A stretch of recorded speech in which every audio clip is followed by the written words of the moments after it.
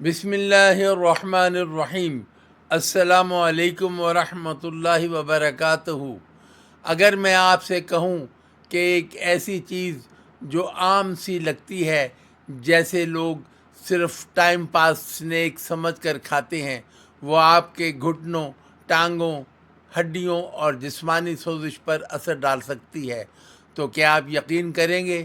لیکن ٹھہریں، اصل سوال یہ نہیں کہ مکھانے فائدہ دیتے ہیں یا نہیں، اصل سوال یہ ہے کہ آپ انہیں صحیح طریقے سے استعمال کر رہے ہیں یا وہی غلطی کر رہے ہیں جو اکثر لوگ کرتے ہیں۔ اور ویڈیو کے آخر میں وہ راز بتاؤں گا جس کی وجہ سے بہت سے لوگ مکھانے کھا کر بھی فائدہ نہیں اٹھا پاتے، اس لیے ویڈیو آخر تک ضرور دیکھیں۔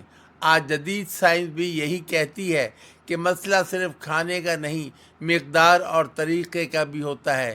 اب ذرا حیران کن بات سنیں، لوگ سمجھتے ہیں مکھانے سیدھے گھٹنے کے درد پر جادو کی طرح کام کرتے ہیں۔ نہیں، سائنس کچھ اور کہتی ہے۔ مکھانوں کے اندر موجود ہوتے ہیں protein, calcium, magnesium, phosphorus, potassium اور طاقتور اینٹی آکسیڈنٹ۔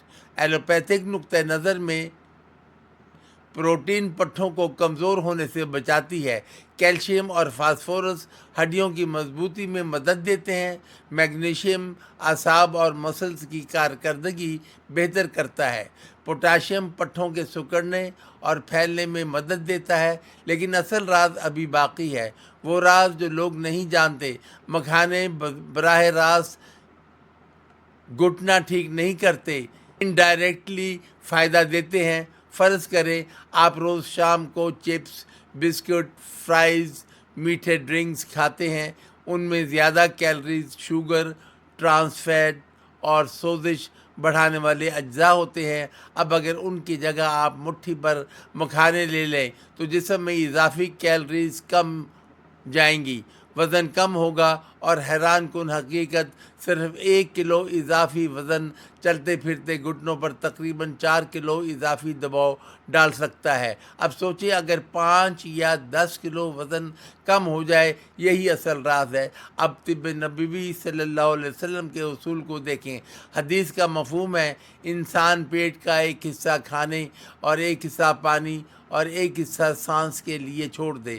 آج کی میڈیکل سائنس اسے پورشن کنٹرول کہتی ہے۔ زیادہ کھانا، چاہے اچھی چیز ہو، نقصان دے سکتا ہے۔